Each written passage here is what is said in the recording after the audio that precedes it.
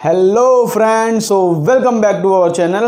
तो आज है हमारे मूविंग चार्जेस एंड मैग्नेटिज्म का 8th लेक्चर और आज के लेक्चर में हम बात करने वाले हैं बायो-सैवर्ट्स लॉ। बायो और सैवर्ट्स दो साइंटिस्ट थे जिन्होंने लॉ दिया और उस लॉ उन्होंने किसके बारे में दिया? उन्होंने magnitude of magnetic field find करने का लॉ दिया। मीन्स देखो, अभी तक हम क्या करते थे, हमने मैग्नेटिक फोर्स पढ़ा, मीन्स मैग्नेटिक फील्ड की वजह से कितना फोर्स लग रहा है चार्ज पार्टिकल के ऊपर, हमने वो पढ़ा, हमने टॉर्क निकाला, मैग्नेटिक फील्ड के अंदर किस तरह से चार्ज पार्टिकल मोशन करता है, ये सब टॉपिक हमने पढ़ा। लेकिन हमने कभी अभी तक ये नहीं निकाला कि वो मैग्नेटिक फील्ड, हाँ चलो हाँ एग्जिस्ट तो करती है, पर कितना, मतलब उसका वैल्यू क्या है, उसका मैग्नीट्यूड क्या है, उसका इंटेंसिटी क्या है। ठीक है, ये सब का मतलब एक ही होता है। तो हमने अभी तक मैग्नेटिक फील्ड तो यूज़ किया, लेकिन उसका कितना वैल्यू आता है, मीन्स उसका कितना मैग्नीट्यूड है, वो हमने अभी तक निकालना नहीं सीखा। और वही निकालने का तरीका बताता है बायो-सैवर्ट्स लॉ। तो आज के लेक्चर एकदम नई सीरीज शुरू होगा। अभी हमारे जो 2-3 लेक्चर चलेंगे पूरे, वो मैग्नेटिक फील्ड निकालने के ऊपर चलेंगे। उसके ऊपर अलग अलग लॉ आते हैं, जैसे कि बायो-सैवर्ट्स लॉ हो गया, एम्पियर-सर्किटल लॉ हो गया। तो ये सब लॉ होते हैं मैग्नेटिक फील्ड की इंटेंसिटी फाइंड करने के लिए। अभी तक हम सिर्फ मैग्नेटिक फील्ड यूज़ कर रहे थे, लेकिन उसका इंटेंसिटी फाइंड करने के लिए ये सब लॉ आए हैं। तो आप लोग क्या करना, पेन पेपर लेके बैठना, क्वेश्चन था इसको पॉज करके ट्राई कर लेना। तो इतने इन्फॉर्मेशन के साथ शुरू करते हैं अपना लेक्चर।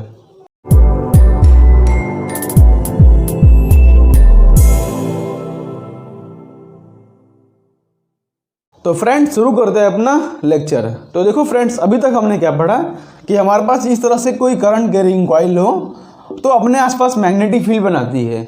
उसको हमने कैसे चेक किया? हमने यहाँ पर एक चार्ज रखा था, चार्ज क्यू। तो हमने देखा कि जब इसके अंदर कोई करंट फ्लो नहीं कर रहा था, या जब ये चार्ज रेस्ट पर था, तो इसके ऊपर कोई फोर्स नहीं लगा। ठीक है, चार्ज रेस्ट पर था तो कोई फोर्स नहीं लगा। लेकिन जैसे ये चार्ज मोशन में आया, मीन जैसे हमने चार्ज को v वेलोसिटी दिया, फॉर एग्जांपल हमने इस तरह से करंट फ्लोइंग है और हमने चार्ज को यहाँ से v वेलोसिटी दे दिया, इस तरह से v वेलोसिटी ऊपर। तो हमने थोड़ी देर बाद क्या ऑब्जर्व किया कि ये चार्ज जो है इस तरह से डिफ्लेक्ट कर रहा है। ठीक है, हमने क्या ऑब्जर्व किया कि चार्ज इस तरह से डिफ्लेक्ट कर रहा है। तो हमने वो सब बहुत से फिनोमेना देखे थे, हमने ये सब पहले लेक्चर में बात की थी कि यहाँ पर इलेक्ट्रिक फील्ड 0 है। ठीक है, और यहाँ पर भी मीन्स यहाँ पर अगर रेस्ट लग रहा है, कोई फोर्स नहीं लग रहा है, तो यहाँ पर मोशन पे आने से फोर्स लगा, इसका मतलब कि वो फोर्स इलेक्ट्रिक फोर्स का तो होगा नहीं, ये डेफिनेटली कौन सा फोर्स है? मैग्नेटिक फोर्स है। तो हमने इसके ऊपर कुछ ना कुछ फोर्स लग रहा है, जिसको हमने बोला मैग्नेटिक फोर्स। तो इसका मतलब क्या है कि यहाँ पे करंट कैरिंग कॉइल के आसपास यहाँ पर मैग्नेटिक फील्ड एग्जिस्ट करती है ना। बिकॉज ये चार्ज के ऊपर फोर्स लगा ना, इस तरफ ये चार्ज इस तरह से डिफ्लेक्ट हुआ, तो इसके ऊपर से हमने कंक्लूजन निकाला कि करंट कैरिंग कॉइल के आसपास मैग्नेटिक फील्ड एग्जिस्ट करती है। ओके, इसके ऊपर से हमारा एक कंक्लूजन था, ये अभी तक हमने पढ़ा है। ओके, उसके बाद हमने इसका डायरेक्शन निकालना भी सीखा था। डायरेक्शन किस तरह से निकालने थे हम? Direction of magnetic field, direction of magnetic field. Direction किस तरह से निकालते थे हम? राइट हैंड थंब रूल से। किस तरह से निकालते थे हम? राइट हैंड थंब रूल से, है ना। ये सब हम कर चुके हैं, जस्ट 2 मिनट आपको बता दे रहा हूँ, बिकॉज उसके ऊपर से पूरा लेक्चर आज बेस्ड है। राइट हैंड थंब रूल हम क्या करते थे, मतलब थंब को रखते थे in the direction of current. ये हमारा थंब हो गया in the direction of current. और जहाँ पर भी अपना फिंगर कर्ल करें, जहाँ पर भी अपना फिंगर इस तरह से फिंगर बना देता हूँ, ये राइट हैंड का थंब में देखो, थंब को रखा हुआ है in the direction of current. तो जहाँ पर भी अपना फिंगर कर्ल कर रहा है वही होता है this is the direction of magnetic field. इस पॉइंट पे हम देखो, माँ फिंगर यहाँ पर कर रहा है, तो this is the direction of magnetic field. ठीक है, जैसे यहाँ पर ड्रॉ करो, देखो ये हमारे पास करंट कैरिंग कॉइल है, इस पी पॉइंट पर पूछो कि मैग्नेटिक फील्ड की इंटेंसिटी कितना है, तो आप क्या करो, मैग्नेटिक फील्ड का डायरेक्शन कितना है, तो आप क्या करोगे, थंब को रखोगे in the direction of current और फिंगर को कर्ल करोगे। तो यहाँ पे इस पॉइंट पर कहाँ पॉइंट कर रहा है, वो इनसाइड है ना। इस पॉइंट पर अपना थंब कहाँ पॉइंट, देखो थंब को रखा in the direction of current, fingers कहाँ पॉइंट कर रहे हैं, इस पॉइंट पर इनसाइड। तो ये पॉइंट पर मैग्नेटिक फील्ड की वैल्यू क्या है? इनसाइड है। ठीक है, मैग्नेटिक फील्ड का डायरेक्शन क्या है? इनसाइड। वैसे इस पॉइंट पर पूछूँ, जैसे सपोज ये क्यू पॉइंट है, तो ये क्यू पॉइंट पर मैग्नेटिक फील्ड की इंटेंसिटी क्या होगी? तो फिर से रखो, thumb in the direction of current और फिंगर को कर्ल करो। देखो इस पॉइंट पर कहाँ आ रहा है, इस पॉइंट पर बाहर आया। देखो हमने रखा थंब को in the direction of current और फिंगर को कर्ल किया, तो इस पॉइंट पर कहाँ आ रहा है, वो बाहर की तरफ आ रहा है। मतलब यहाँ पर जो मैग्नेटिक फील्ड की वैल्यू होगी वो बाहर की तरफ होगी, ठीक है, आउटसाइड द प्लेन।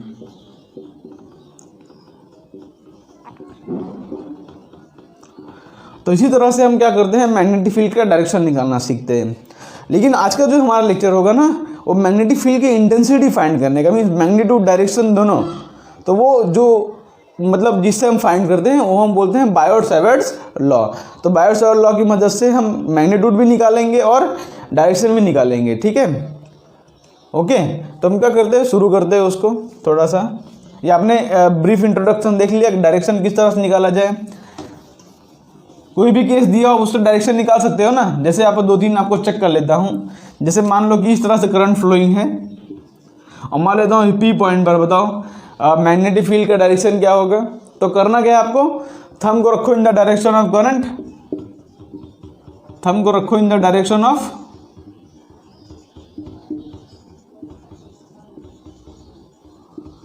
करंट, और जहां पर भी अपना फिंगर कर्ल करें वही होगा हमारा डायरेक्शन ऑफ मैग्नेटिक फील्ड। देखो हमने थंब को रख दिया, राइट हैंड, हाँ याद रखना कि आपको राइट हैंड यूज करना है। राइट हैंड में लेफ्ट हैंड यूज कर लोगे तो पूरा उल्टा डायरेक्शन आ जाएगा, ठीक है। तो देखो हमने राइट हैंड यूज किया, थंब को रखा in the direction of current और फिंगर को कर्ल कर रहा हूँ। तो इस पॉइंट पर कहाँ पॉइंट कर रहा है, तो इस पॉइंट पर जा रहा है वो इनसाइड। इस पॉइंट पर कहाँ जा रहा है, वो इनसाइड द प्लेन जा रहा है। ओके, जैसे यहाँ पर देख लो, जैसे इस पॉइंट पर पूछो तो इस पॉइंट पर, तो देखो थंब को रखा in the direction of current, देखो इस पॉइंट पर कहाँ आ रहा है, वो बाहर की तरफ आ रहा है, मतलब इस पॉइंट पर है आउटसाइड। तो कोई भी केस दिया हो आप उसके ऊपर से निकाल सकते हो। जैसे कि आपको दे दिया हो कभी, मीन्स करंट जो है, बोल रहा हूँ कि ये जो मेरा करंट है, ठीक है, मान लेते हैं ये मेरा करंट है आई, करंट जो है आउटसाइड द प्लेन है, मीन्स आपकी तरफ आ रहा है। इस तरह से कोई करंट है जो कि आपकी तरफ आ रहा है।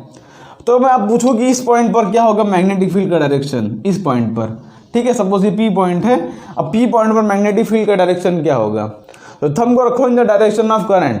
तो करंट कहाँ आ रहा है, आपकी तरफ आ रहा है। देखो मैंने आपकी तरफ थंब रख दिया, ठीक है, देखो मैंने आपकी तरफ थंब रख दिया। अब मैं फिंगर को कर्ल कर रहा हूँ, तो इस पॉइंट पर फिंगर कहाँ जा रहा है, ऊपर की तरफ जा रहा है। मतलब यहाँ पर जो मैग्नेटिक फील्ड का डायरेक्शन होगा वो ये होगा, ठीक है, समझ पड़ा। देखो मैंने थंब को रखा आपके डायरेक्शन में, देखो बिकॉज वो आउटसाइड द प्लेन है ना, ये आउटसाइड द प्लेन दिया है करंट, तो करंट को थंब को रखा in the direction of current और फिंगर को कर्ल कर रहा हूँ। तो यहाँ पर मैग्नेटिक फील्ड का डायरेक्शन यहाँ पे आ गया। सपोज ये क्यू पॉइंट है, यहाँ पर पूछूँ तो थंब को रखा in the direction of current और देखो यहाँ पर नीचे आ रहा है, तो मीन्स यहाँ पर जो मैग्नेटिक फील्ड का डायरेक्शन है वो नीचे इस तरह से आ रहा है। ओके, तो इस तरह से हम डायरेक्शन निकालते थे। अच्छा, मैंने इसको एग्जैक्टली इस तरह से क्यों ड्रॉ किया है, मीन्स हमने देखो ये परपेंडिकुलरली एग्जैक्टली क्यों ड्रॉ किया है, बिकॉज हमको पता है कि जो मैग्नेटिक फील्ड होता है वो करंट के परपेंडिकुलर होता है। अभी हम बायो-सैवर्ट्स लॉ के अंदर भी उसको देखेंगे, ठीक है। तो एग्जैक्टली मैंने इस तरह से ड्रॉ किया बिकॉज मेरे को पता है कि जो करंट है मैग्नेटिक फील्ड है वो दोनों आपस में परपेंडिकुलर होते हैं। बिकॉज देखो थंब को रखा इन डायरेक्शन ऑफ करंट और इस तरह से मैंने मैग्नेटिक फील्ड निकाला, तो दोनों परपेंडिकुलर होते हैं। ओके, तो अब थोड़ा आगे बढ़ते हैं। अब हम आते हैं बायो-सैवर्ट्स लॉ पे। ये सब हमारा ब्रीफ इंट्रोडक्शन था, ये सब में हम पहले भी कर चुके हैं, लेकिन लेक्चर को समझने के लिए ये सब पॉइंट्स जरूरी थे, ठीक है। तो बायो-सैवर्ट्स लॉ क्या कहता है, बायो-सैवर्ट्स लॉ ने हमको बायो-सैवर्ट्स लॉ ने ऑब्जर्व किया, ठीक है। बायो और सैवर्ट दोनों अलग अलग साइंटिस्ट थे, तो दोनों ने मिलके मतलब ऑब्जर्वेशन किया और उन्होंने क्या फाइंड किया कि हमारे पास सपोज इस तरह से करंट कैरिंग वायर है, सपोज इस तरह से करंट कैरिंग वायर है।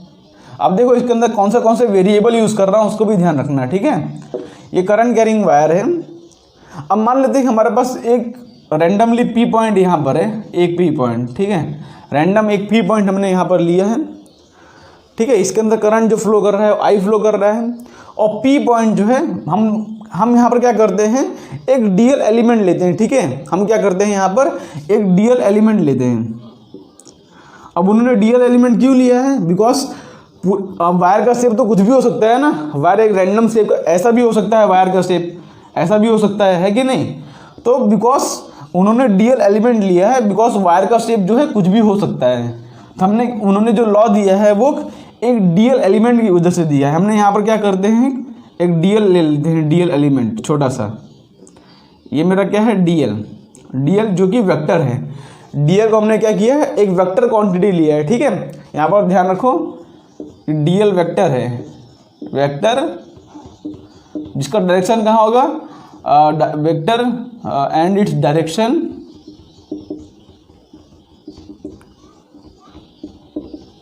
Is along the current. यहाँ पे छोटे छोटे पॉइंट्स का ध्यान रखो बिकॉज यही सब पॉइंट्स काम आते हैं, ठीक है। तो डीएल वेक्टर क्या है, डीएल एक वेक्टर है पहली बात तो वो, और उसका जो डायरेक्शन है वो अलोंग द करंट है, अलोंग द करंट, ठीक है। ये पॉइंट हम नोट कर लो, इंपॉर्टेंट, और इसको याद रखो कि हम हर बार क्या करेंगे, मतलब इस ऐसे करंट कैरिंग वायर होगा, हम उसमें से डीएल एलिमेंट काटेंगे और डीएल एलिमेंट का डायरेक्शन कहाँ पे लेना है, अलोंग द करंट, मीन्स जहाँ पर करंट जा रहा है, बिकॉज हमने उसको बोला वेक्टर, तब डीएल का डायरेक्शन क्या ले हम, तो जहाँ पर करंट फ्लो कर रहा है उसी डायरेक्शन में हमको लेना है डीएल वेक्टर, ये बात ध्यान रखना, ठीक है। और ये हमारे पास ये पी पॉइंट है, तो अब पी पॉइंट पर हमको निकालना है मैग्नेटिक फील्ड की इंटेंसिटी। पी पॉइंट हमको निकालना है मैग्नेटिक फील्ड की इंटेंसिटी, यहाँ पर लिखो मैग्नेटिक फील्ड इंटेंसिटी, ठीक है। मैग्नेटिक फील्ड की वैल्यू क्या है, डायरेक्शन हमने सब निकालना सीख लिया, फोर्स, लेकिन वैल्यू क्या है इसकी, मैग्नेटिक फील्ड इंटेंसिटी, ठीक है। उसको बोलते हैं magnetic field intensity,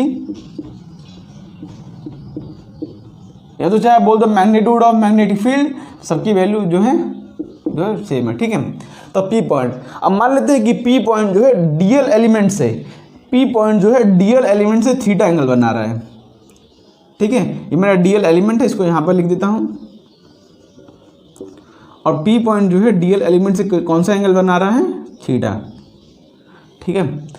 P point DL element से कौन सा एंगल बना रहा है, थीटा, और पी पॉइंट जो है एक डीएल एलिमेंट से मीन्स यहाँ से आर डिस्टेंस दूर है, पी पॉइंट जो है डीएल एलिमेंट से आर डिस्टेंस दूर है। तो देखो हम किस तरह से इसको सॉल्व करेंगे, अब देखो ध्यान से देखो किस तरह से इसको हम सॉल्व करते हैं। तो बायो और सेवर्ट्स ने क्या ऑब्जर्व किया कि यहाँ पर जो मैग्नेटिक फील्ड की इंटेंसिटी मीन्स यहाँ पर इस पॉइंट पर पी पॉइंट पर जो मैग्नेटिक फील्ड की इंटेंसिटी है, ठीक है, उसका फॉर्मूला क्या आता है, देखो उसका उन्होंने फॉर्मूला निकाला, मैग्नेटिक फील्ड की इंटेंसिटी एट पॉइंट पी, उन्होंने फॉर्मूला निकाला। वो फॉर्मूला क्या आया था, वो फॉर्मूला आया था म्यू नॉट बाई 4 पहले आप फॉर्मूला नोट कर लो, उसके बाद हम सिखाते हैं कि क्या होता है, ठीक है। Mu naught by 4 I into D L sine theta upon R square, ठीक है। Mu naught by 4 sine I D L sine theta upon R square, ये क्या है, मैग्नेटिक फील्ड की इंटेंसिटी एट पॉइंट पी। इस पी पॉइंट पर magnetic field की intensity कितनी है। अब आप बोलो कि ये फॉर्मूला कहाँ से आया, तो देखो जो फंडामेंटल फॉर्मूला होते हैं ना वो ऑब्जर्वेशन से आते हैं। जैसे हमने पढ़ा है कि फिजिक्स में F equal to M A means F equal to M A, जिसको हमने डिराइव किया था, तो ये क्या था, न्यूटन का सेकेंड लॉ था। ये जो है फंडामेंटल फॉर्मूला है, तो इसका जो हम प्रूफ मांगे तो इसका प्रूफ नहीं दे सकते। आप क्या दोगे कि मोमेंटम वाला वो सब प्रूफ दे सकते हो, लेकिन ये जो है फंडामेंटल फॉर्मूले हैं, ठीक है। उसी हिसाब से ये भी फंडामेंटल फॉर्मूले ऑब्जर्वेशन से आया है। तो बायो सेवर्ट्स ने क्या ऑब्जर्व किया, उन्होंने ऑब्जर्व किया कि magnetic field at point P, उन्होंने ऐसा ऑब्जर्व किया कि magnetic field at point P is directly proportional to the current flowing. मतलब वायर के अंदर जितना ज़्यादा करंट फ्लो करेगा उतना ज़्यादा यहाँ पर मैग्नेटिक फील्ड की इंटेंसिटी होगी।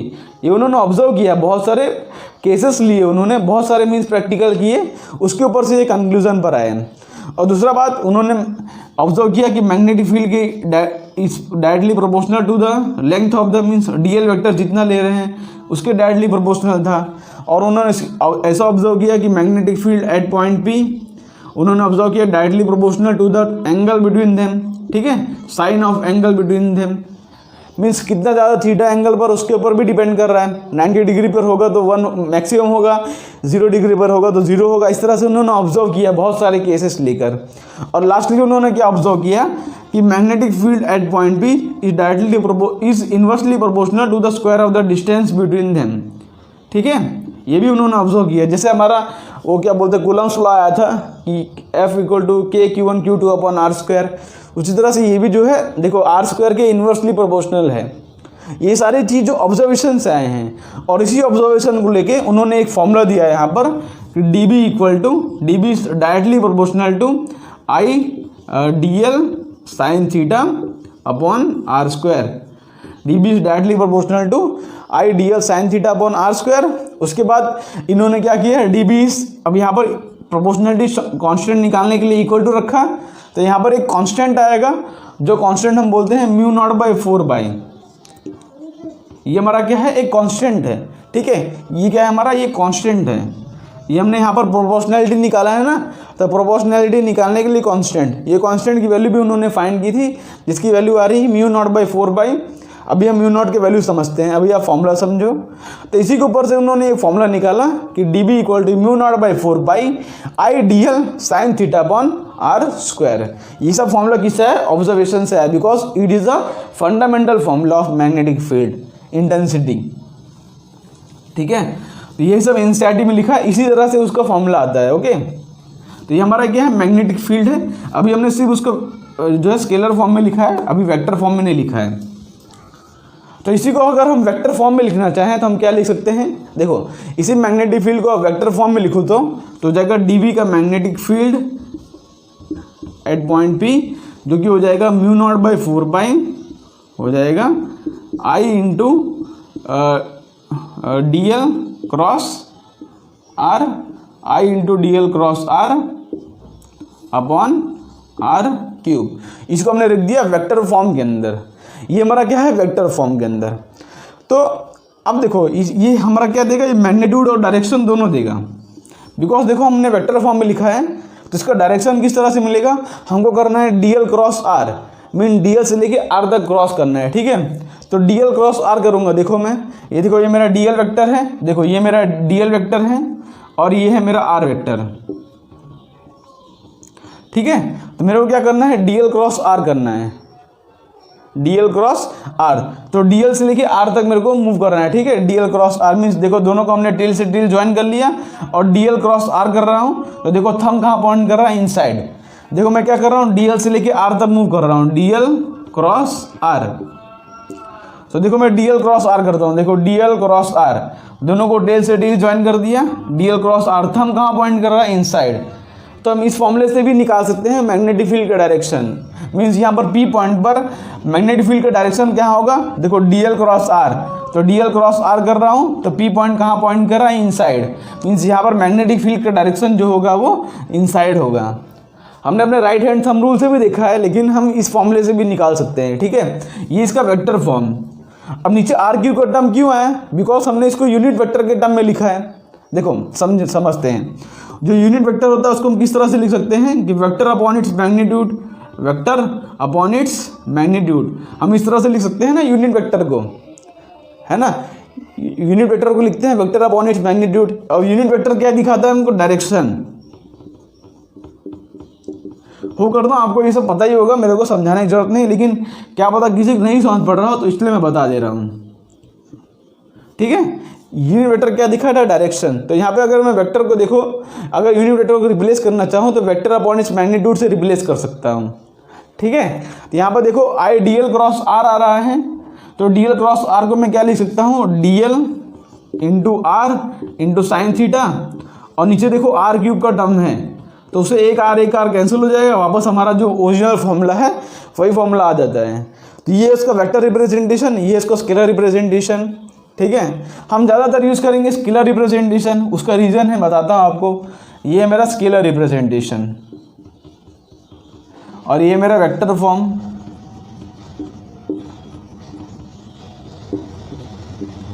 हम ज़्यादातर यूज़ करेंगे स्केलर फॉर्म, उसका रीज़न है बिकॉज हमको जो है पी पॉइंट पर डायरेक्शन निकालने तो पहले से ही आता है। हमको पता है कि हमको थंब रखना होता है in the direction of current, और हम फिंगर को कर्ल करके डायरेक्शन निकाल लेंगे। तो हम देखो मैग्नीट्यूड के लिए ये फॉर्म यूज़ करेंगे, मीन्स कितना इंटेंसिटी उसके लिए ये फॉर्म यूज़ करेंगे, और डायरेक्शन निकालने के लिए हम right hand thumb rule use कर लेंगे, हमको जरूरत नहीं पड़ेगी इसकी। लेकिन जब इसको अगर फॉर एग्जांपल क्वेश्चन में कार्टेशियन फॉर्म में दिया है, मीन्स आई जे के टर्म में दिया है, तो आप उसको क्रॉस करना पड़ेगा डी एल क्रॉस आर, ये बात ध्यान रखना। ठीक है, D L cross R. Okay, तो हो सकता है देखो ये वेक्टर फॉर्म है, ये स्केलर फॉर्म है। अब उसके अंदर देखो डिफरेंट टर्म्स दिए हैं, ये फॉर्मूला ऑब्जर्वेशन से आया, ठीक है, directly proportional to I D L sine theta upon R square, उसके ऊपर से फॉर्मूला आया। अब देखो यहाँ पर एक कांस्टेंट दिया है mu naught by 4 pi. Constant क्या दिया है? म्यू नॉट बाई 4 पाई। तो म्यू नॉट बाई 4 पाई की वैल्यू क्या होती है, इसको भी उन्होंने दिया है, मीन्स बायो सेवेट्स ने। इनकी जो वैल्यू होती है 10⁻⁷ होती है, ठीक है।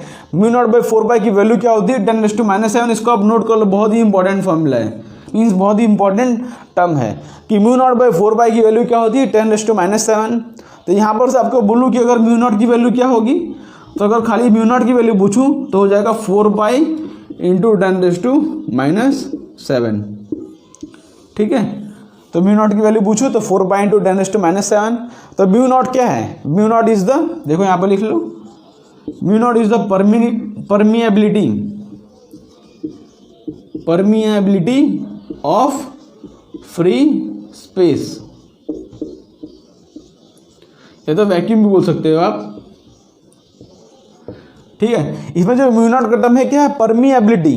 देखो हमने फर्स्ट चैप्टर इलेक्ट्रोस्टैटिक्स पढ़ा था, तो उसके अंदर हमने पढ़ा था एप्सिलॉन नॉट। तो ये एप्सिलॉन नॉट क्या था? ये परमिटिविटी था। परमिटिविटी ये क्या है? परमिएबिलिटी। जो परमिटिविटी क्या होता है कि मतलब कोई मीडियम, यहाँ पर लिख दो, यहाँ पर देखो म्यू नॉट का डेफिनेशन लिखता हूँ, परमिएबिलिटी का डेफिनेशन लिखता हूँ मैं। परमिएबिलिटी क्या था? Ability of a medium, ability of medium to allow, या तो टू परमिट बोल दो, टू अलाउ बोल दो या टू परमिट बोल दो, टू अलाउ और परमिट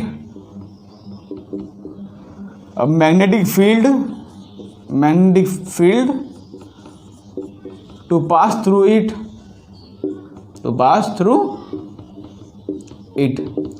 तो हमने यहाँ पर देखो परमिएबिलिटी लिखा है ना, तो परमिएबिलिटी का डेफिनेशन क्या होता है कि एबिलिटी ऑफ मीडियम, ठीक है। यहाँ पर ये इसको हटा दो, ये वेक्टर फॉर्म यहाँ पर लिखा है मैंने, ओके।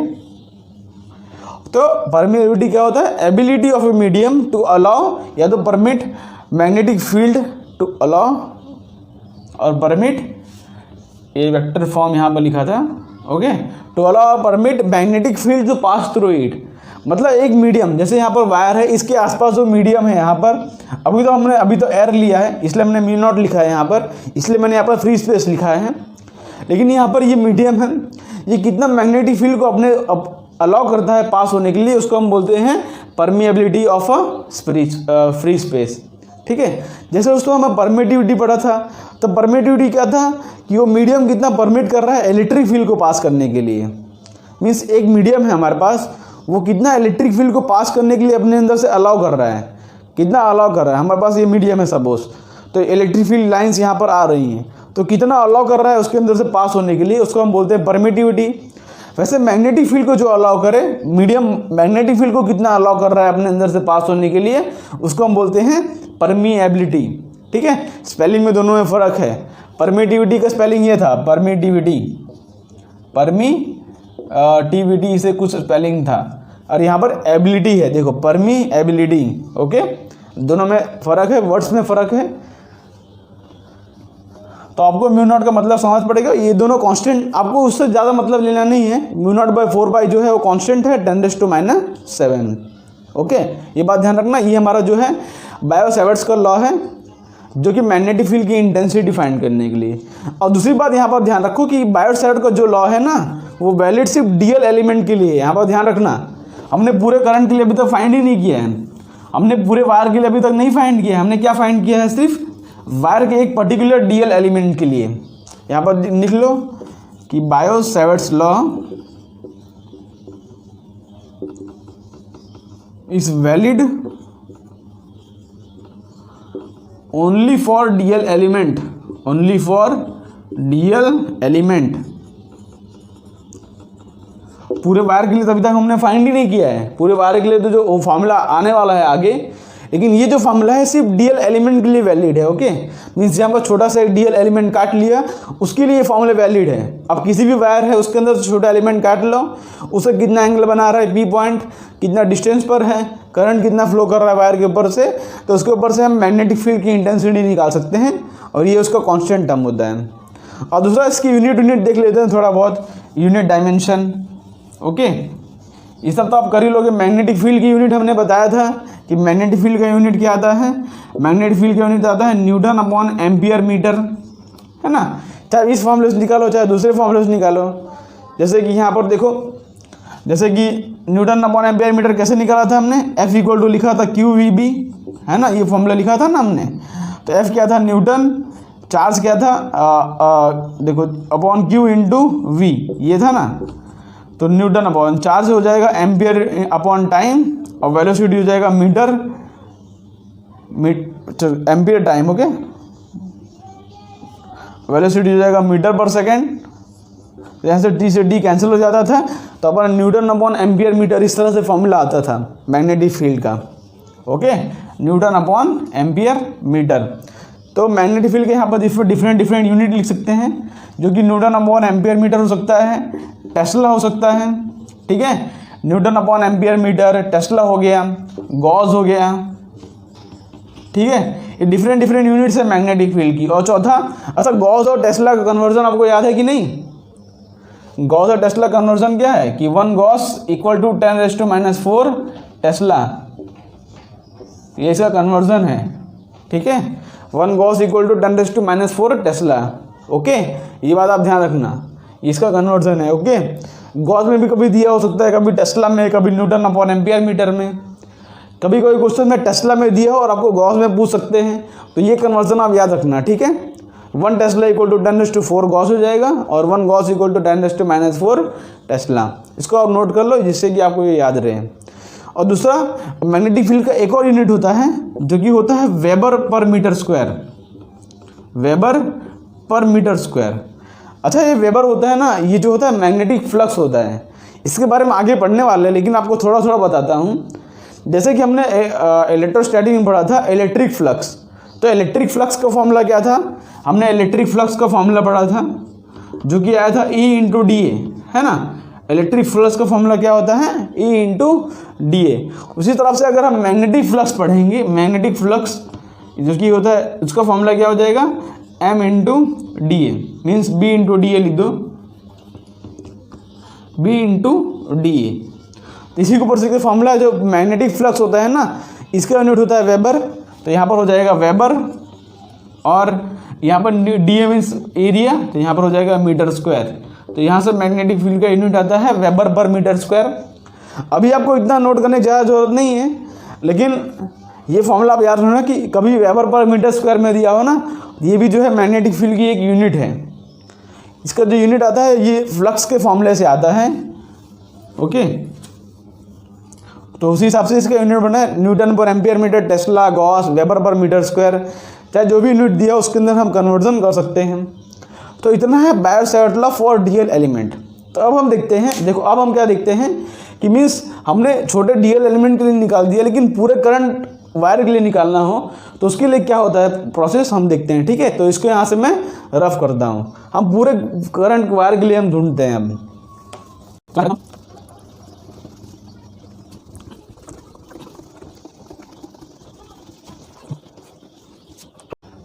तो अब हम करते हैं मैग्नेटिक फील्ड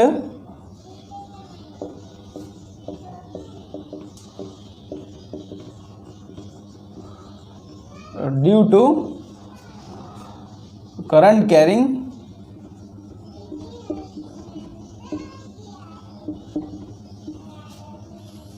स्ट्रेट वायर। ठीक है, हम यहाँ पर क्या करेंगे, स्ट्रेट वायर लेंगे जिसके ऊपर मैग्नेटिक फील्ड है। बिकॉज अगर वायर हम थोड़ा कॉम्प्लिकेटेड ले लें, मीन्स थोड़ा टेढ़ा मेढ़ा ले लें, तो उसको फाइंड करना मुश्किल होता है। तो हमारे सिलेबस में हम जनरली जो यूज़ करते हैं ना, वो स्ट्रेट वायर ही यूज़ करते हैं। ठीक है, तो हम स्ट्रेट वायर की वजह से मैग्नेटिक फील्ड फाइंड करेंगे at any random point P। ठीक है, स्ट्रेट वायर है, इसके अंदर मान लो कि करंट फ्लो कर रहा है I, स्ट्रेट वायर इसके अंदर करंट फ्लो कर रहा है I। तो सपोज हमको मान लो कि इस पी पॉइंट पर हमको फाइंड करना है मैग्नेटिक फील्ड की इंटेंसिटी, तो उसके लिए हम करते क्या हैं, हम क्या करेंगे यहाँ पर स्ट्रेट वायर में, हम पूरे वायर की वजह से हमको पता नहीं है क्या मैग्नेटिक फील्ड होती है, तो हम क्या करेंगे यहाँ पे डीएल एलिमेंट काट लेंगे इस तरह से, और डीएल एलिमेंट होगा उसका डायरेक्शन कहाँ पे लेंगे, हम डायरेक्शन लेंगे अलॉन्ग द करंट। ठीक है, ये सब बात आपको पता होनी चाहिए। डीएल एलिमेंट का डायरेक्शन होता है along the current, DL vector है। ओके, तो हमको पी पॉइंट से फाइंड करना है मैग्नेटिक फील्ड की इंटेंसिटी। तो हम क्या करेंगे, पी पॉइंट से इसको थीटा एंगल पर ले लेंगे इस तरह से।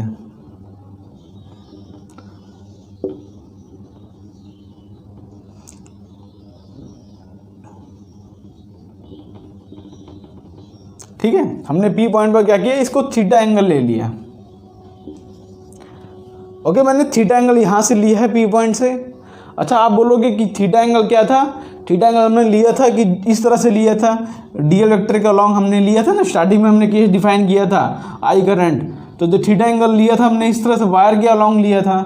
लेकिन अभी हम थीटा एंगल यहाँ पर ले रहे हैं, उसका रीज़न है बिकॉज हमको इंटीग्रेशन करने में आसानी हो, इसलिए हमने थीटा एंगल यहाँ पर लिया है। तो अगर ये थीटा हो रहा है तो ध्यान से देखो, ये जो हमारा हो जाएगा, ये हमारा 90 हो जाएगा और ये हमारा हो जाएगा 90 माइनस थीटा। तो भले हमने थीटा एंगल यहाँ पर लिया है, लेकिन हम यूज़ क्या करेंगे फॉर्मूले के अंदर, हमारा जो फॉर्मूला होगा उसके अंदर हम यूज़ करेंगे साइन 90 माइनस थीटा, बिकॉज हमारा एंगल क्या था, हमारा एंगल वायर था और उसके मीन्स मैग्नेटिक फील्ड से कितना एंगल बना रहा है वो हमारा एंगल था। देखो ध्यान से, ये हमारा एंगल था ना, तो हमारा इस बार कौन सा एंगल हो जाएगा, 90 माइनस थीटा। ये बात आप ध्यान रखना। ओके, तो हमने क्या लिया, हमने थीटा भले यहाँ असाइन किया, लेकिन हमारा मेन एंगल क्या है, 90 माइनस थीटा। ये थीटा एंगल मैंने यहाँ पर इसलिए लिया जिससे इंटीग्रेशन में प्रॉब्लम ना पड़े। अब देखो, अब हम पी पॉइंट को क्या करते हैं, इसके दोनों एंड से ज्वाइन कर देते हैं इस तरह से। ठीक है, हम पी पॉइंट को क्या किया, हमने दोनों एंड से ज्वाइन कर दिया। अब यहाँ पर देखो मैं एंगल डिफाइन कर रहा हूँ, जो कि आप ध्यान रखना, यहाँ पर ये एंगल ले रहा हूँ मैं अल्फा और ये एंगल ले रहा हूँ मैं बीटा। ये एंगल हमने ऊपर वाला एंगल लिया है अल्फा और ये एंगल ले रहा हूँ बीटा। ठीक है, यहाँ पर सब वेरिएबल ध्यान से देखना, मैंने कौन सा वेरिएबल किसको असाइन किया है, बिकॉज वेरिएबल्स का ही पूरा खेल है। अब जो है अपना फोकस जो है 100% होना चाहिए, कोई पॉइंट बताओ उसको मिस ना करना। अब देखो क्या कर रहा हूँ मैं, ये पी पॉइंट मैंने कैसे लिया है, पी पॉइंट मैंने लिया है वायर के परपेंडिकुलर, ये जो डिस्टेंस है ना मेरा, ये मैंने लिया वायर के परपेंडिकुलर, और परपेंडिकुलर डिस्टेंस को मैं बोल रहा हूँ ए, परपेंडिकुलर डिस्टेंस को मैं बोल रहा हूँ ए। ठीक है, अब यहाँ पर देखो मैं क्या करता हूँ, मैं यहाँ से एल डिस्टेंस, ये डीएल एलिमेंट मैंने कहाँ लिया है, यहाँ से एल डिस्टेंस दूर। ठीक है, डीएल एलिमेंट मैंने कहाँ लिया है, यहाँ से एल डिस्टेंस दूर, मैंने एल डिस्टेंस पर एक डीएल एलिमेंट काट लिया है। ठीक है, सारे वेरिएबल्स एकदम ध्यान से समझना। ये ए क्या है, A is the perpendicular distance, यहाँ पर सब लिख देता हूँ, A is the perpendicular distance from the wire.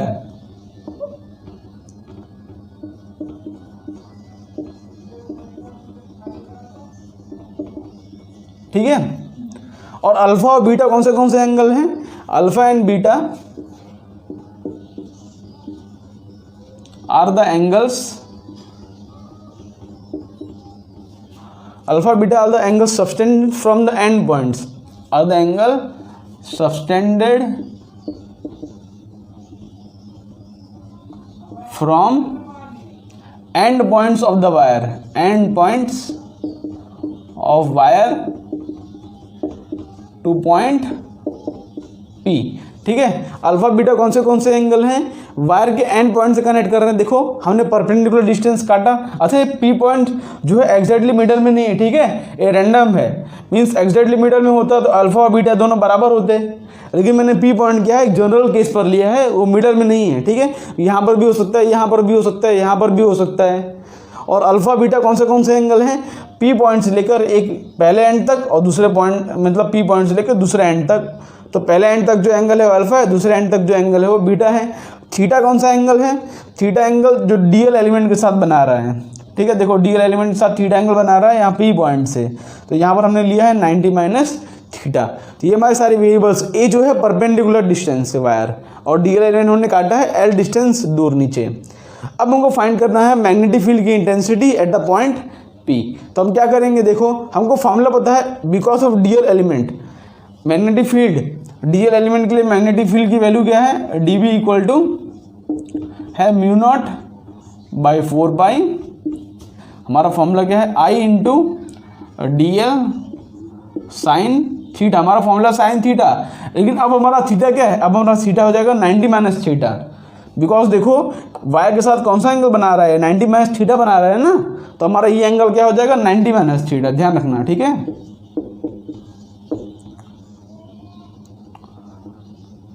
अच्छा, जरूरी नहीं कि आप इसको ही थीटा लो, आप चाहो तो इसको थीटा ले सकते हो, लेकिन बिकॉज इंटीग्रेशन प्रॉब्लम ना हो, बार बार 90 माइनस थीटा लिखना पड़े, इसलिए मैंने यहाँ पर इसको 90 माइनस थीटा ले लिया और इसको थीटा ले लिया है, बिकॉज हम यहाँ से लेके यहाँ तक इंटीग्रेशन करने वाले हैं स्टेप में। ओके, तो I D L sine 90 minus theta upon R square, हमारा डिस्टेंस क्या है, मान लेते हैं, देखो डिस्टेंस क्या है, ये जो डिस्टेंस है मैं इसको आर ले लेता हूँ, ये आर है distance. Okay, means DL element से पी पॉइंट कितना दूर है, आर डिस्टेंस, तो यहाँ पर हो जाएगा अपॉन आर स्क्वायर। तो हमने फॉर्मूला लिखा magnetic field intensity due to DL element. हमको निकालना है पूरी वायर के लिए, तो पूरे वायर के लिए निकालना हमको इसको इंटीग्रेट करना पड़ेगा, हमको क्या करना पड़ेगा, इसको दोनों साइड इंटीग्रेशन करना पड़ेगा ना, पूरे वायर के लिए निकालना होगा। अब देखो इंटीग्रेशन किस तरह से करेंगे, सबसे पहली बात तो हमारा इसके अंदर वेरिएबल्स कौन से मीन्स कौन से टर्म्स चेंज हो रहे हैं। तो पहली बात तो म्यू नॉट तो कांस्टेंट है, बिकॉज वो कांस्टेंट टर्म है। करंट एक गिवन वायर के लिए डिफाइंड है, तो करंट भी कांस्टेंट है, ठीक है। अब यहाँ पर देखो डीएल जो एलिमेंट है वो यहाँ पर लेंथ के हिसाब से चेंज करेगा, जो लेंथ बढ़ाएंगे तो डीएल यहाँ पर आ जाएगा, यहाँ पर, तो डीएल तो हमारा कांस्टेंट नहीं है। अब साइन थीटा भी हमारा कांस्टेंट नहीं है, बिकॉज थीटा वेरिएबल है, यहाँ से लेके यहाँ तक वेरी कर रहा है। देखो थीटा यहाँ से लेके यहाँ तक वेरी कर रहा है, नीचे भी जाएगा ऊपर भी जाएगा, है ना। ये थीटा पॉइंट कहीं भी हो सकता है, जहाँ पर डीएल एलिमेंट लेंगे, यहाँ पर लिया तो ये हो जाएगा हमारा थीटा, यहाँ पर लेंगे तो ये हो जाएगा हमारा थीटा। ओके, तो थीटा भी वेरिएबल है। आर देखते हैं आर वेरिएबल है कि नहीं, तो आर भी वेरिएबल है, बिकॉज जैसे जैसे हमारा डीएल लेंथ चेंज होगा वैसे वैसे आर भी तो चेंज हो जाएगा। यहाँ पर लूँगा तो आर कुछ और आएगा, यहाँ पर लूँगा तो आर कुछ और आएगा, ठीक है। तो डीएल लेंथ के साथ आर भी चेंज हो रहा है, मीन्स हमारे वेरिएबल कौन से हैं, डीएल भी वेरिएबल है, साइन थीटा भी वेरिएबल है और आर भी वेरिएबल है। कांस्टेंट सिर्फ ये है, ठीक है, म्यू नॉट बाई 4 पाई और आई, तो उनको बाहर निकाल लेता हूँ मैं। तो integration of D B equal to, देखो mu naught by 4 pi constant बाहर और आई बाहर, ये दोनों कांस्टेंट बाहर निकल गए। अंदर बचे हैं अब DL sine 90 minus theta upon R square. अब इसको किसके टर्म में हम इंटीग्रेट करेंगे, हम क्या काम करते हैं, बिकॉज हमने थीटा एंगल यहाँ पर लिया है तो हम इसको सारे वेरिएबल्स को थीटा के टर्म में इंटीग्रेट करेंगे। देखो यहाँ पर ये आर अलग वेरिएबल है, डीएल अलग वेरिएबल है, थीटा अलग वेरिएबल है, तो इंटीग्रेशन करें किसके टर्म में, हम डीएल के टर्म में, आर के टर्म में कि थीटा के टर्म में। तो मैं तो जो है थीटा के टर्म में करता हूँ, वैसे जो है आप किसी भी टर्म में कर सकते हो, इसका एक्चुअल फॉर्मूला लेकर अलग अलग बुक में अलग अलग टर्म में दिया रहता है, लेकिन लास्ट में फॉर्मूला सेम ही आता है, ठीक है। तो मैं क्या करता हूँ, यहाँ पर जो वेरिएबल है उसको थीटा को बनाता हूँ। देखो साइन 90 माइनस थीटा क्या होता है, cos theta. Okay, sine 90 minus theta क्या होता है, कॉस थीटा, तो यहाँ पर लिख देता हूँ मैं कॉस थीटा। ओके, कोई दिक्कत उससे, इतना तो आपको पता ही होगा कि sine 90 minus theta cos theta होता है, तो मैंने यहाँ पर कॉस थीटा लिख दिया। तो DL cos theta R square तीनों वेरिएबल हैं, तो हम सबको किसके टर्म में कन्वर्ट करेंगे, थीटा के टर्म में। और लिमिट्स कहाँ से कहाँ पुट करेंगे, बिकॉज हम उसको थीटा के टर्म में कन्वर्ट कर रहे हैं, तो लिमिट्स कहाँ से कहाँ पुट करेंगे। देखो ध्यान से, थीटा जो है एक बार नीचे भी जा रहा है, देखो यहाँ पर थीटा जो हमने यहाँ से यहाँ तक लिया है ना, तो एक बार थीटा नीचे तक जा रहा है, उसके बाद अगर ऊपर हम डीएल लेंगे तो थीटा जो है ऊपर तक आएगा। तो यहाँ पर हमको इंटीग्रेशन कहाँ से कहाँ तक करना है, हम किसी भी एक डायरेक्शन को पॉजिटिव मान लेते हैं। हम मान लेते हैं कि ऊपर का डायरेक्शन जो है हमारा वो पॉजिटिव है, ऊपर का डायरेक्शन हमारा पॉजिटिव है, तो मीन्स हमारा अल्फा जो है वो पॉजिटिव रहेगा और बीटा जो है हमारा नेगेटिव रहेगा, ठीक है। ऊपर के एंगल पॉजिटिव, नीचे का एंगल नेगेटिव, दोनों को पॉजिटिव नहीं ले सकते आप, ये ऊपर का डायरेक्शन नीचे का डायरेक्शन दोनों को सेम नहीं ले सकते आप। ओके, ठीक है। तो यहाँ पर हम इंटीग्रेशन कहाँ से कहाँ तक करेंगे, ध्यान समझो। इंटीग्रेशन में करूँगा माइनस बीटा से लेकर अल्फा तक, ये आपको समझ पड़ा कि नहीं, सबसे मेन पॉइंट है माइनस बीटा से लेकर अल्फा तक। अब बोलोगे बीटा से लेकर अल्फा क्यों नहीं किया, बिकॉज बीटा और अल्फा दोनों सेम डायरेक्शन में नहीं है। थीटा एंगल हम कहाँ से ले रहे हैं, परपेंडिकुलर लाइन से, तो परपेंडिकुलर लाइन से अल्फा एंगल ऊपर है, बीटा एंगल नीचे है। तो दोनों को हम सेम डायरेक्शन नहीं ले सकते, इसलिए मैं क्या कर रहा हूँ, माइनस बीटा से लेके अल्फा तक इंटीग्रेट करूँगा। तो यहाँ से लेके यहाँ तक पूरे पॉइंट्स कवर हो जाएंगे वायर का, है ना। यहाँ से लेके यहाँ तक सारे पॉइंट्स वायर के कवर हो जाएंगे और हमको मिल जाएगा आंसर मैग्नेटिक फील्ड इंटेंसिटी का। ओके, एक एक टर्म इतना ध्यान से इसलिए समझा रहा हूँ बिकॉज सारे पॉइंट्स नेसेसरी हैं। और दूसरी बात ये है कि सारे डीएल एलिमेंट का डायरेक्शन भी सेम है, इसलिए हम उसको इंटीग्रेट करेंगे। देखो यहाँ पर DL in the direction of current, thumb in the direction of current, DL element inside, magnetic field inside. यहाँ पर देखोगे यहाँ पर डीएल लोगे, मैग्नेटिक फील्ड इनसाइड। तो सारे पॉइंट डीएल का मैग्नेटिक फील्ड की वैल्यू इनसाइड ही है, इसलिए हम क्या कर रहे हैं, उसको इंटीग्रेशन कर पा रहे हैं। अगर मैग्नेटिक फील्ड की वैल्यू इनसाइड नहीं होती तो हम इसको इंटीग्रेशन नहीं कर पाते। सारे पॉइंट्स का सेम ही डायरेक्शन है। ओके, यहाँ पर जितने भी डीएल होंगे सबका डायरेक्शन क्या है, सेम, इसलिए हम उसको इंटीग्रेशन कर सकते हैं डायरेक्टली। कहाँ से कहाँ तक, माइनस बीटा से लेके अल्फा तक। ओके, तो यहाँ पर अब दूसरी बात, हमको डीएल और आर को दोनों को हमको थीटा के टर्म में कन्वर्ट करना पड़ेगा, बिकॉज ये दोनों वेरिएबल हैं। हमको वेरिएबल को किसी एक वेरिएबल के टर्म में कन्वर्ट करना होता है, तो हम डीएल और आर स्क्वायर दोनों को हम कन्वर्ट करते हैं थीटा के टर्म में। सबसे पहले आर को, तो आर क्या है हमारा, ये देखो ये मेरा आर है। देखो यहाँ पर ये डायरेक्ट ट्रायंगल दिखाता हूँ, ये मेरा आर है, ये मेरा एल है, ये मेरा ए है और ये मेरा थीटा है। ठीक है, तो हमको आर को इंक्लूड करना है। तो आर को इंक्लूड करने वाला कौन सा फॉर्मूला आएगा, आर को इंक्लूड करने वाला मैं फॉर्मूला लिखता हूँ, कॉस थीटा का फॉर्मूला लिखता हूँ। कॉस थीटा फॉर्मूला इसलिए लिख रहा हूँ बिकॉज समझो ए जो है मेरा कांस्टेंट है। देखो परपेंडिकुलर डिस्टेंस तो कांस्टेंट रहेगा, तो ए मेरा हर पॉइंट पर कांस्टेंट है। मैं चाहता हूँ साइन थीटा फॉर्मूला यूज़ करता तो आता, देखो एल अपॉन आर आता, साइन थीटा यूज़ करता, लेकिन एल वेरिएबल है ना, तो फिर से वापस हमारा वेरिएबल हो जाएगा वहाँ पर। इसलिए मैं क्या करता हूँ, मैं इसको कॉस थीटा लिखता हूँ। तो कॉस थीटा हो जाएगा मेरा, देखो कॉस थीटा हो जाएगा मेरा एडजस्टेंट अपॉन हाइपोटेन्यूज, तो ए अपॉन आर। ठीक है, ए अपॉन आर। तो यहाँ से आर की वैल्यू क्या आ रही है, देखो आर की वैल्यू आ रही है ए इंटू सेक थीटा, है ना। ए अपॉन कॉस थीटा होगा, 1 अपॉन कॉस थीटा होता है सेक थीटा। तो आर की वैल्यू क्या आ रही है, ए इंटू सेक थीटा, है ना। आर देखो ऊपर आया, कॉस थीटा नीचे गया, 1 अपॉन कॉस थीटा हो गया सेक थीटा, तो ये वैल्यू आ गई। मैंने इसको एल के टर्म में क्यों नहीं लिखा, बिकॉज एल भी वेरिएबल है हमारा, फिर से वहाँ पर वेरिएबल आ जाएगा, हमको वेरिएबल हटाना है ना। तो हमने क्या लिखा इसको, ए सेक थीटा, ये आर की वैल्यू। तो यहाँ पर चलो आर का काम तो तमाम हो गया, हमको आर को हमने थीटा के टर्म में लिख दिया। अब बारी है डीएल की, तो डीएल को हम किस तरह से लिखेंगे थीटा के टर्म में, तो उसके लिए हम क्या यूज़ करेंगे, ये ट्रायंगल यूज़ करेंगे, लेकिन कौन सा फॉर्मूला यूज़ करेंगे हम, tan थीटा का। कौन सा फॉर्मूला यूज़ करेंगे हम, tan theta. tan theta formula आ गया अपोजिट अपॉन एडजेसेंट, तो opposite upon adjacent L by A. देखो मैंने फॉर्मूला लिखा tan थीटा का अपोजिट अपॉन एडजेसेंट। अब मैंने tan थीटा फॉर्मूला क्यों लिखा, बिकॉज ध्यान समझो, बिकॉज tan थीटा टर्म में एल भी आ रहा है और दूसरा ये जो ए है हमारा कांस्टेंट है। हम कांस्टेंट हम इसलिए यूज़ कर रहे हैं जिससे कि वो इंटीग्रेशन के बाहर निकल सके। ओके, यहाँ पे इसको मैं चाहता तो एल का इंक्लूड करना होता तो मैं साइन थीटा भी लिख सकता था, साइन थीटा वाला फॉर्मूला, लेकिन साइन थीटा इसलिए नहीं लिख रहा हूँ बिकॉज आर यहाँ पर वेरिएबल है। ओके, तो यहाँ से क्या हो जाएगा, देखो एल इक्वल टू हो जाएगा ए tan थीटा। अब दोनों को मैं डिफ्रेंशिएट करूँगा तो हो जाएगा डी एल इक्वल टू ए तो कांस्टेंट है, tan थीटा का डिफ्रेंशिएशन होता है सेक स्क्वायर थीटा और डी थीटा। ठीक है, यहाँ पर देखो मैंने क्या किया, एल को डिफ्रेंशिएट किया, D L upon D theta equal to A, tan theta का इंटीग्रेशन डिफ्रेंशिएशन हो गया सेक स्क्वायर थीटा। तो ये दोनों वैल्यू देखो, ये डी एल की वैल्यू है, ये आर की वैल्यू है, दोनों वैल्यू हम इंटीग्रेशन के अंदर पुट करेंगे। ओके, दोनों वैल्यू क्या पुट करेंगे इंटीग्रेशन के अंदर। ध्यान समझना ये हमने किस तरह से किया, फिर से एक बार रिपीट करके देख लो मैंने क्या बोला। तो यहाँ पर जो जो कॉन्स्टेंट उसको मैंने बाहर निकाल लिया, u0/4 इंटू आई, अंदर क्या बचा डीएल, डीएल की जगह पर क्या यूज़ करूँगा मैं, A sec square theta D theta. तो यहाँ पर हो जाएगा A sec square theta G theta, और यहाँ पर है कॉस थीटा अलग से है ही, ये तो मेरा कॉस थीटा अलग से है, ठीक है, उसको चेंज नहीं करना है, आर स्क्वायर। तो आर स्क्वायर इसको स्क्वायर करोगे तो क्या हो जाएगा, ए स्क्वायर सेक स्क्वायर थीटा।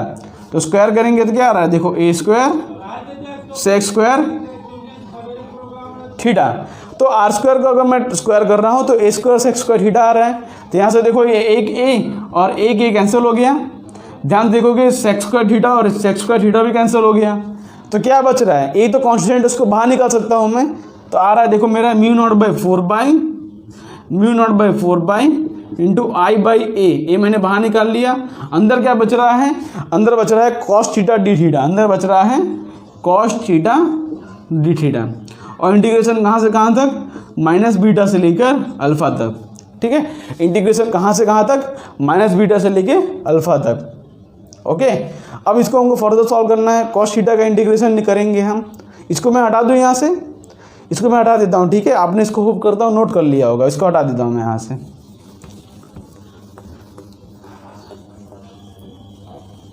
तो देखो यहाँ पर ये सब तो कांस्टेंट है। कॉस थीटा का इंटीग्रेशन क्या होता है, कॉस थीटा का इंटीग्रेशन होता है साइन थीटा। ठीक है, डिफरेंशिएशन होता है माइनस साइन थीटा, लेकिन इंटीग्रेशन होता है साइन थीटा।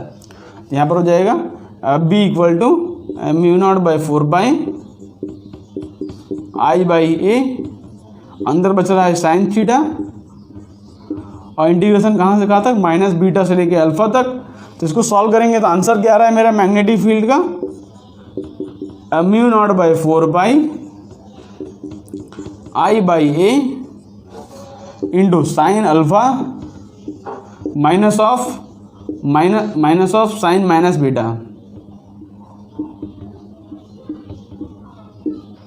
ठीक है, इस तरह से आ रहा है। तो इसको हम फर्दर सॉल्व करेंगे तो क्या हो जाएगा मेरा answer, mu naught by 4 I by A sign alpha plus sine beta. ये मेरा फॉर्मूला है, देखो। ठीक है, ये मेरा फॉर्मूला आ गया। इसमें ध्यान रखने वाली है, देखो बहुत से टर्म्स हैं। पहली बात तो करंट इसके अंदर है। ए जो है मेरा परपेंडिकुलर डिस्टेंस है, बार बार बोल रहा हूँ। ठीक है, ए क्या है मेरा, perpendicular distance from the wire. अपने अंदर नोट कर लो, ए क्या है, perpendicular distance from the wire. A क्या है, perpendicular distance from the wire. अब समझ में आएगा आपको मैं बार बार क्यों बोल रहा हूँ, बिकॉज सब कंफ्यूज होते हैं इसके अंदर। और sine alpha plus sine beta, alpha और बीटा कौन से एंगल हैं, from the end points of the wire, point B से लेकर। एक अल्फा ऊपर, देखो ये ऊपर की तरफ है और ये बीटा नीचे की तरफ है। ठीक है, एक को पॉजिटिव लिया, एक को मैंने नेगेटिव लिया। ओके, हमने यहाँ पर आंसर निकाला sign alpha plus sine beta. अब देखो ये फॉर्मूला के अंदर आपको अल्फा और बीटा पॉजिटिव नेगेटिव नहीं रखना है। ठीक है, जो दिया वैल्यू रख देना, बिकॉज हमने माइनस माइनस पहले से एडजस्ट कर लिया है। देखो फॉर्मूला के अंदर हमने माइनस पहले से एडजस्ट कर लिया, उसके ऊपर से हमारा ये फॉर्मूला है। ठीक है, अब तो जो भी वैल्यू दी होगी यहाँ पर अल्फा बीटा की, डायरेक्टली आपको पुट करना है। वहाँ पे माइनस प्लस का सवाल नहीं आएगा, क्योंकि माइनस प्लस तो हमने पहले से ही सॉल्व कर लिया है। देखो माइनस रख के ही हमने सॉल्व किया है इसको, तो ये हमारा फॉर्मूला आया है। ओके, तो हमारा फॉर्मूला क्या आया, ये वाला, mu naught by 4 I by A sign alpha plus sine beta. अगर अल्फा और बीटा दोनों सेम डायरेक्शन में होते, अल्फा और बीटा दोनों सेम डायरेक्शन में होते, तो यहाँ पर माइनस का टर्म नहीं आता, मीन्स हमारा फॉर्मूला हो जाता sine alpha minus of sine beta. ठीक है, अगर दोनों सेम डायरेक्शन में होते तब। ओके, अभी दोनों अपोजिट डायरेक्शन में है तो ये परफेक्ट फॉर्मूला है। दोनों अगर सेम डायरेक्शन में आ जाए तो यहाँ पर माइनस वाला टर्म आ जाएगा। ठीक है, तभी तो आप ये फॉर्मूला नोट करो जो कि इम्पॉर्टेंट है। तब इसके ऊपर से हम क्वेश्चन करते हैं। डेरिवेशन एक बार नोट कर लो आप, किस तरह से आया डेरिवेशन। हमने यहाँ पर पहले स्मॉल एलिमेंट डीएल की वजह से लिखा, उसके बाद हमने देखा कि कौन से वेरिएबल हैं। तो हमने क्या किया, सारे वेरिएबल्स को किसी एक वेरिएबल के टर्म में कन्वर्ट किया। तो हमने देखो डीएल को कन्वर्ट किया in the terms of L, तो हमने यहाँ पर लिखा, और आर को कन्वर्ट किया in the terms of theta, हमने यहाँ पर लिखा। तो यहाँ पर देखो सारे टर्म्स थीटा का टर्म में आ गए, तो हमने थीटा को इंटीग्रेट कर दिया from minus beta two alpha. Okay, इस तरह से हमने पूरी कहानी की। तो अब करता आपको इसका इंटीग्रेशन स्वयं पढ़ा होगा। ये बोर्ड पॉइंट ऑफ व्यू से भी इसका डेरिवेशन इंपॉर्टेंट है। तब क्या करते हैं, इसके बेस पे हम क्वेश्चन करना शुरू करते हैं। ठीक है, तो इसको यहाँ से मैं रफ कर देता हूँ।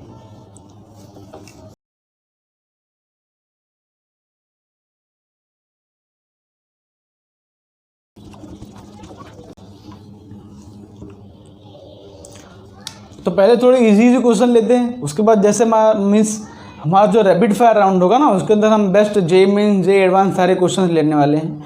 आज के लेक्चर का इंट्रोडक्शन है तो बेसिक क्वेश्चन लेंगे, लेकिन तो भी एक दो क्वेश्चन अच्छे लेंगे उसके अंदर। ठीक है, तो पहला क्वेश्चन लेते हैं जो कि सिंपल सा है। मान लेते हैं हमारे पास करंट कैरिंग वायर है, और मान लेते हैं कि जो वायर है,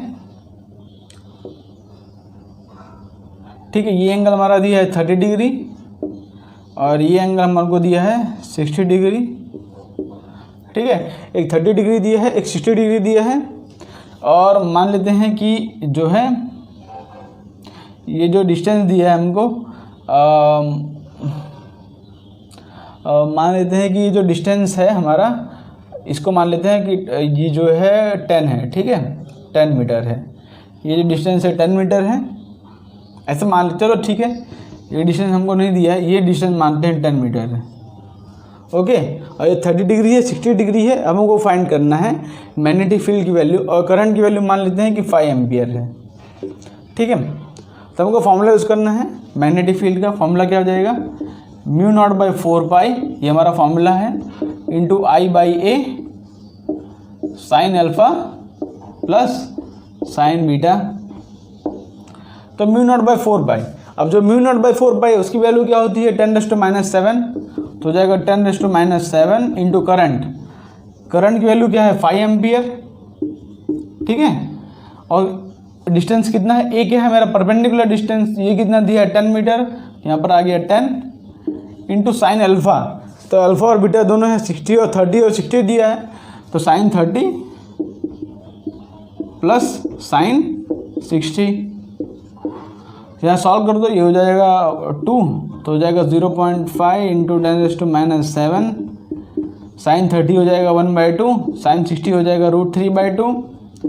तो यहाँ से क्या आ जाएगा मेरा आंसर, चलो ये हो जाएगा 0.5/2 इंटू 10⁻⁷, और ये हो रहा है 1 + √3, ठीक है। जो भी इसका आंसर है उसको सॉल्व कर लेना, ये तुम्हारा आंसर आ जाएगा, ठीक है। तो इस तरह के बेसिक क्वेश्चन आपके आ सकते हैं, मीन्स बोर्ड एग्जाम में इस तरह से आ सकते हैं। हम थोड़ा अच्छा क्वेश्चन लेते हैं। इस तरह के क्वेश्चन, वैल्यू बेस्ड क्वेश्चन तो आप डायरेक्टली कर सकते हो। हम क्या करते हैं, थोड़े से स्टैंडर्ड क्वेश्चन जो होते हैं, अच्छी बुक में दिए होते हैं, वो क्वेश्चन लेते हैं। जैसे कि मान लेते हैं हमारे पास इस तरह से एक स्क्वायर है,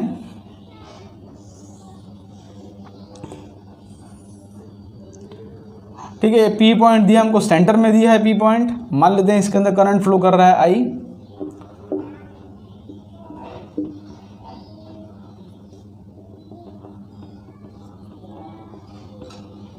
ओके, यहाँ पर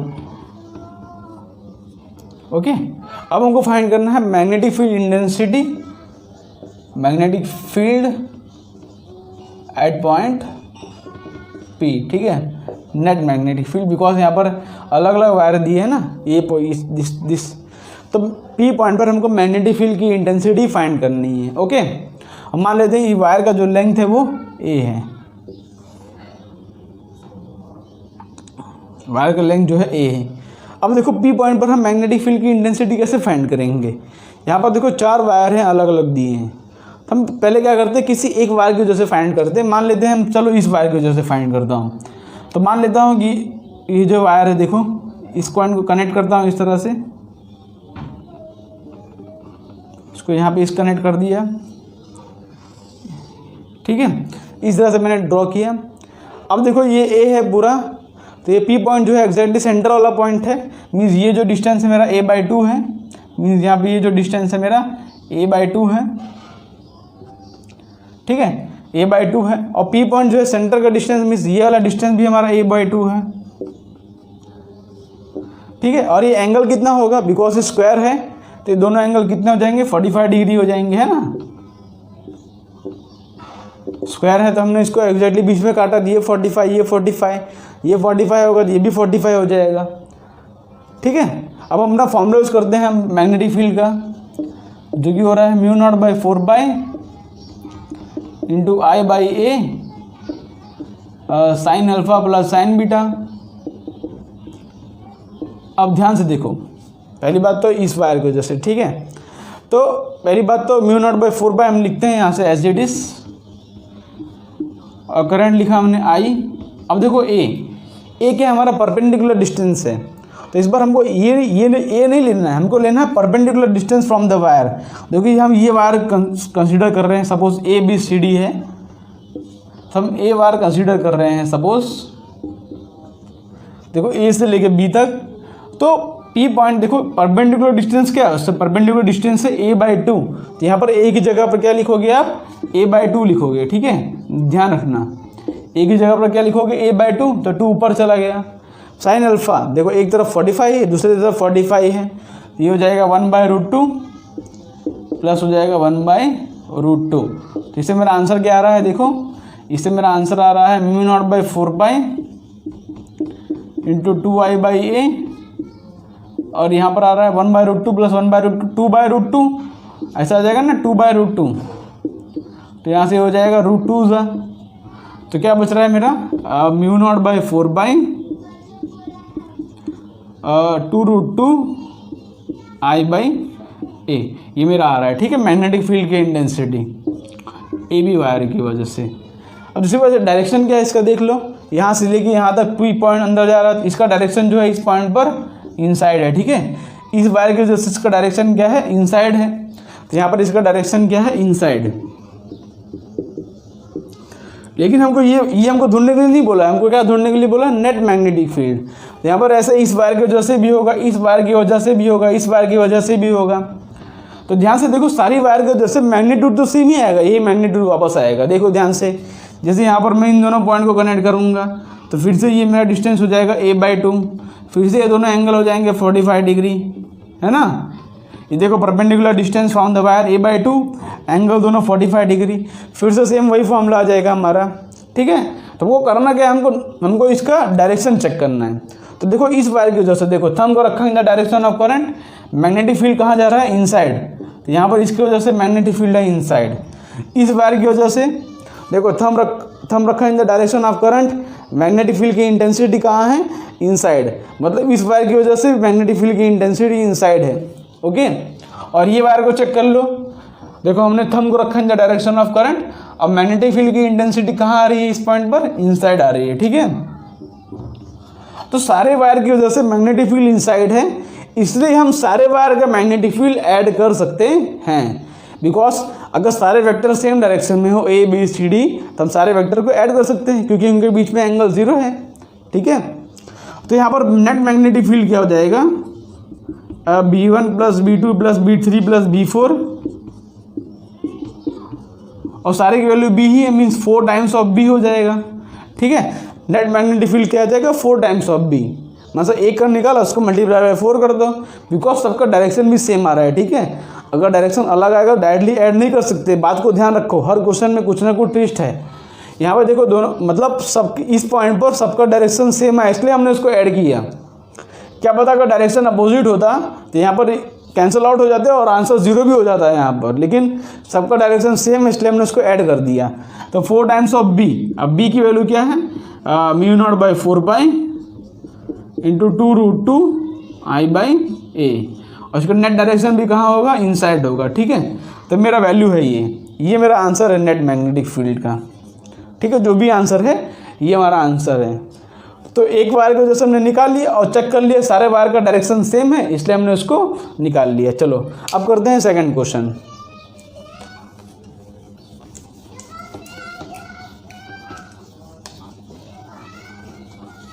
ठीक है, तो इस तरह का स्क्वायर दिया हो, ट्रायंगल दिया हो, तो क्या करो, एक साइड का निकाल लो, बाकी साइड का उसके हम खुद निकाल सकते हैं।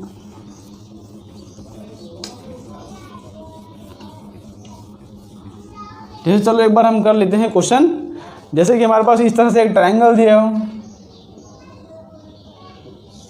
ठीक है, ये मेरा A साइड है, ये मेरा B साइड है, ये मेरा C साइड है।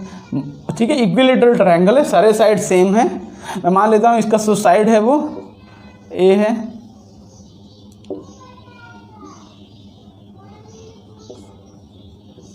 ठीक है, और सेंटर पर इस तरह से हमको P पॉइंट पर मैग्नेटिक फील्ड की इंटेंसिटी फाइंड करना है। ठीक है, तो हम फिर से क्या करेंगे, हम एक एक वायर की वजह से फाइंड करेंगे। मान लेता हूँ इसके अंदर करंट इस तरफ है।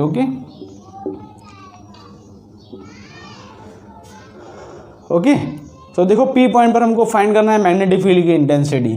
तो पहले हम मान लेते हैं इस वायर की वजह से मैं फाइंड करता हूँ ये वायर, बिकॉज इक्विलेटरल ट्रायंगल सारे एंगल 60 डिग्री हैं। ठीक है, इसको मैं परपेंडिकुलरली इस तरह से बाइसेक्ट करूँगा अगर, तो ये जो एंगल बनेगा मेरा 30 डिग्री बनेगा, है ना।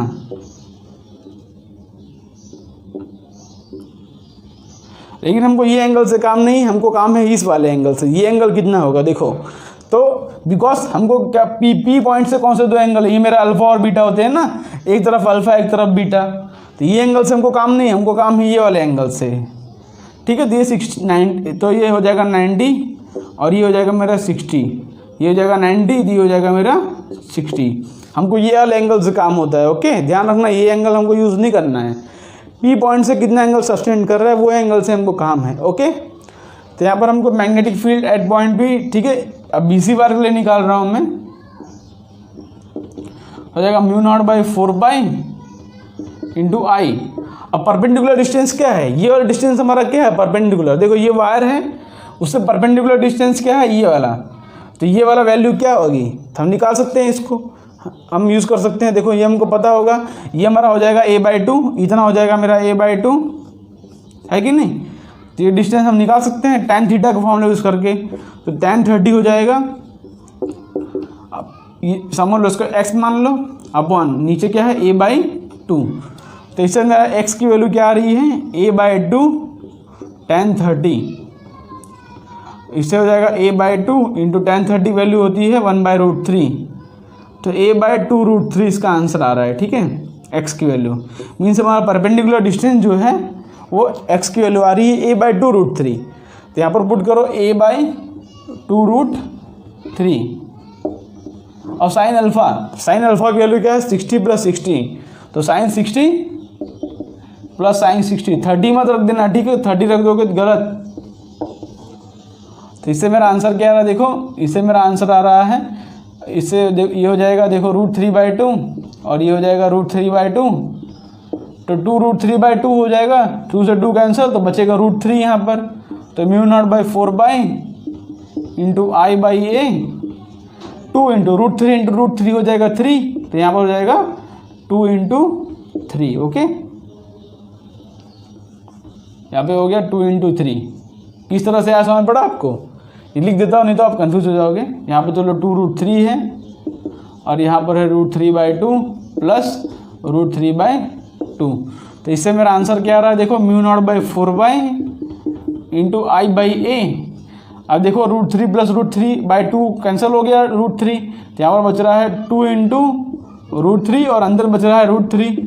तो ये हो जाएगा 3 हो जाएगा। ठीक है, ये दोनों मिलके क्या हो गए, 3। तो मेरा ये आंसर आ रहा है। ठीक है, जो भी आंसर आ रहा है 6 इंटू μ0/4 इंटू I/a। अगर कैलकुलेशन कोई मिस्टेक हुई हो तो उसको फिर इग्नोर कर देना। ठीक है, इग्नोर कर सकते हो अभी, क्या पता कोई मिस्टेक हो गई हो।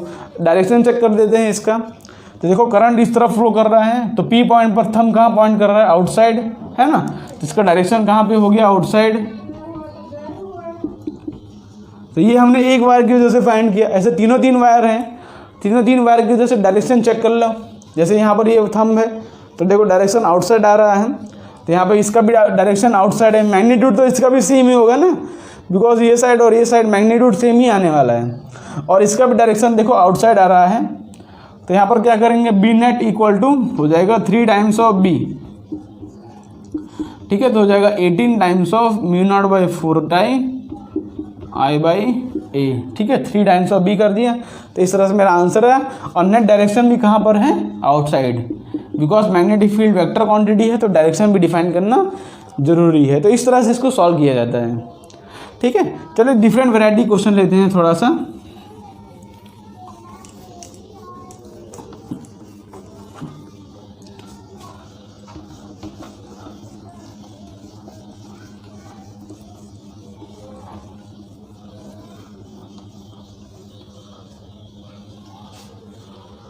देखो मान लेते हैं हमारे पास इस तरह से वायर है। ठीक है, एक वायर यहाँ पर है, दूसरा वायर यहाँ पर है। ठीक है, ये वायर के बीच में डिस्टेंस मान लो ए है, वायर के बीच में डिस्टेंस ए है। वायर में, दोनों वायर में करंट फ्लो कर रहा है आई, दोनों वायर में करंट फ्लो कर रहा है आई। अब मान लेते हैं हमको इस पी पॉइंट पर, जो कि a/2 डिस्टेंस दूर है, हमको magnetic field at point P निकालना है। ठीक है, तो उसके लिए हम क्या करेंगे, हमारे पास देखो 2 वायर हैं, तो दोनों वायर की वजह से मैग्नेटिक फील्ड की इंटेंसिटी कुछ ना कुछ होगी। तो पहले वायर की वजह से कुछ ना कुछ होगी मैग्नेटिक फील्ड इंटेंसिटी। पहले वायर की वजह से क्या होगी, ये डिस्टेंस क्या है मेरा a/2। ठीक है, ये डिस्टेंस क्या है मेरा a/2। अब मान लेते चलो इसका जो एंगल दिया है हमको 45 डिग्री दिया है। ठीक है, ऐसा मान लेते हैं, ये जो एंगल दिया है हमको ये 45 डिग्री दिया है।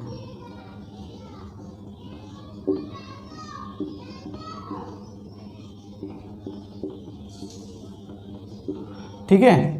तो इसके वजह से क्या होगा, वैसे भी एंगल की जरूरत ही नहीं है बिकॉज क्वेश्चन के अंदर बहुत अच्छा क्वेश्चन डिफाइन है ये। तो मैग्नेटिक फील्ड क्या होगा, पहले वायर की वजह से हो जाएगा μ0/4 इंटू आई बाई ए, क्या है मेरा a/2 और sin 45 प्लस sin 45 हो जाएगा 1/√2 प्लस 1/√2, ठीक है। अब इसका डायरेक्शन क्या होगा, इसका मैग्नीट्यूड कुछ भी हो, इसका डायरेक्शन क्या है, देखो यहाँ पे थंब हमने रखा और पी पॉइंट पर मैग्नेटिक फील्ड की वैल्यू क्या आ रही है, आउटसाइड। यहाँ पर इसका डायरेक्शन जो है वो आउटसाइड है, आउटसाइड द प्लेन।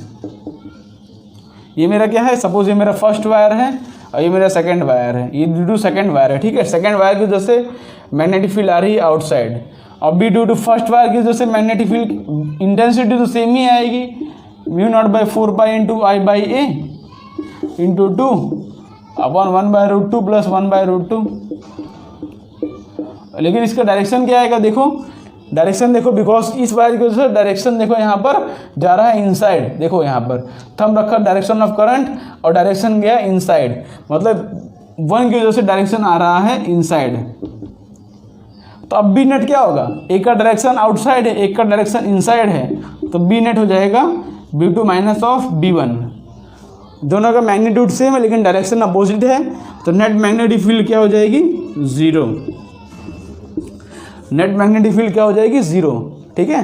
इसलिए आपको ध्यान रखना होता है कि करंट का डायरेक्शन किस तरफ है। यहाँ पर देखो दोनों करंट सेम डायरेक्शन में थे, यहाँ पर देखो इसका एक का आउटसाइड आया, मीन्स एक का आ रहा है आउटसाइड, एक का आ रहा है इनसाइड, तो नेट मैग्नेटिक फील्ड कैंसिल हो गया, ठीक है। दोनों अपोजिट डायरेक्शन में है, सेम डायरेक्शन में होते हैं तभी ऐड होते हैं, ओके।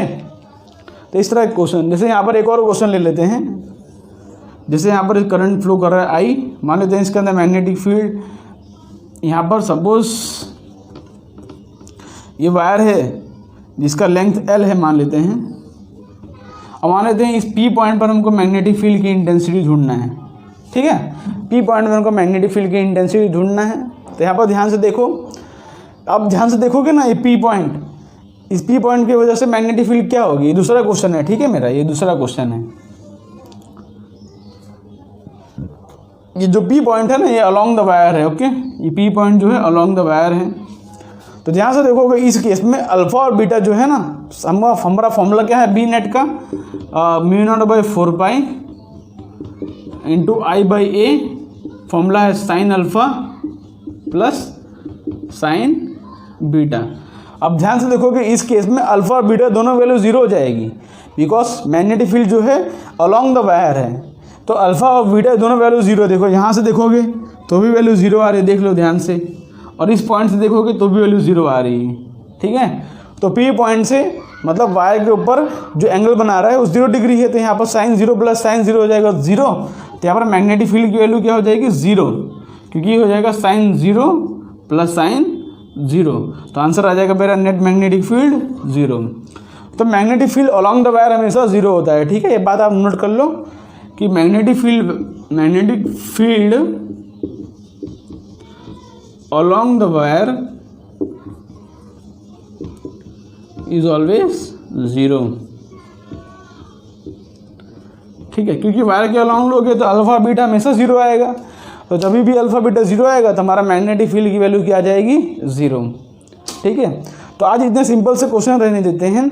अब हमारा जो रैपिड फायर राउंड होगा जिसके अंदर हम बेस्ट क्वेश्चन लेंगे जे मेंस और जे एडवांस लेवल के भी, ठीक है। लेकिन हमारा जो नेक्स्ट लेक्चर होगा वो होगा magnetic field due to circular current carrying wire, means circle दिया हो, सर्कुलर पैटर्न में लूप हो, तो किस तरह से उसकी मैग्नेटिक फील्ड की इंटेंसिटी आती है उसको हम देखेंगे, ठीक है। तो आज के लेक्चर के लिए बस इतना ही, तो मिलते हैं आपको नेक्स्ट लेक्चर में। तब तक के लिए आप पढ़ाई करते रहो, तब तक के लिए बाय बाय।